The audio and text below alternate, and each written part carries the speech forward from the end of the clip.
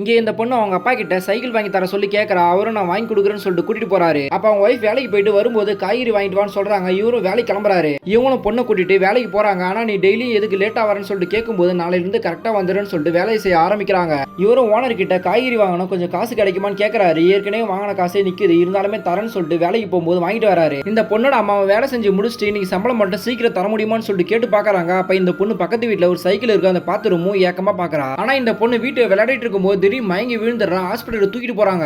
Doctor check பண்ணிட்டு இந்த பொண்ணுக்கு ஹார்ட்ல ஓட்டை இருக்கு, இன்னும் கொஞ்ச நாள் ஆபரேஷன் பண்ணணும், அதுக்கு நிறைய செலவாகும்னு சொல்லி அனுப்பி வைக்கிறாங்க. இப்ப ஆபரேஷனுக்கு காசு எப்படி ரெடி பண்றதுன்னு சொல்லிட்டு ரொம்ப ஃபீல் பண்ணி அழுதுட்டு இருக்காங்க. அடுத்த நாள் இந்த பொண்ணுக்கு பிறந்தநாளும் வருது. அவங்க அப்பா கிட்ட இன்னைக்கு என்னோட பிறந்தநாள், நீங்க சைக்கிள் வாங்கி தரேன்னு சொன்னீங்கன்னு சொல்லிட்டு அவங்க அப்பாவும் அங்க இருந்து கிளம்புறாரு. ஓனர் கிட்ட கொஞ்சம் பணம் தான் கேட்டு பாக்குறாங்க. ஆனா அவர் ஏற்கனவே வாங்கின பணத்தை இன்னும் தரல, இதுக்கப்புறம் நான் தர முடியாதுன்னு சொல்லிட்டு வேலையே இல்லைன்னு சொல்லிடுறாரு. நம்ம பொண்ணுக்கு ஆபரேஷனுக்கும் காசு இல்ல, சைக்கிளும் வாங்கி கொடுக்க முடியலன்னு சொல்லிட்டு அவங்க ஒய்ஃப் கிட்ட ரொம்ப புலம்பி அழுதுட்டு இருக்காரு. அப்பன்னு பாத்தீங்க உங்க பொண்ணு திரும்ப மயங்கி விழுந்துடுறாங்க. ஹாஸ்பிடல்ல போய் செக் பண்ணும்போது தான் இப்ப பிரச்சனை ரொம்ப அதிகமாயிடுச்சு, கண்டிப்பா ஆபரேஷன் பண்ணி அவனை காசை ரெடி பண்ணுங்கன்னு சொல்லிட்டு அனுப்பி வைக்கிறாங்க. ஆனா இவர் ஆபரேஷனுக்கு அதிகமான பணத்தை ரெடி பண்ண முடியலன்னு சொல்லிட்டு ரொம்ப ஃபீல் பண்ணி அழுகுறாரு. அப்பன்னு பார்த்து இந்த பொண்ணு எனக்கு சைக்கிள் வேணாம்னு சொல்லிடுறா. அதை கேட்டதுமே அவங்க பொண்ணை திரும்பி பார்க்க சொல்றாரு. பார்த்தா ஒரு பழைய சைக்கிளை வாங்கி கொடுத்துருக்காரு. அப்பாவால புது சைக்கிள் வாங்க முடியல, இந்த சைக்கிள் மட்டும் தான் வாங்க முடிஞ்சு சொன்னதுமே அவங்க பொண்ணு இதுவே எனக்கு போதும்பா, சைக்கிள் ஓட்ட கத்து கொடுக்குன்னு சொல்றாரு. அவருமே சந்தோஷப்பட்டு கத்து கொடுக்குறாரு. என்னோட பொண்ணு கேட்ட சைக்கிளை வாங்கி கொடுத்துட்டேன், ஆனா என்னோட பொண்ணோட உயிரை கொடுத்தாச்சு காப்பாத்தன்னு சொல்லிட்டு அவங்க பொண்ணு கிட்ட சொல்லாம சொல்றாரு.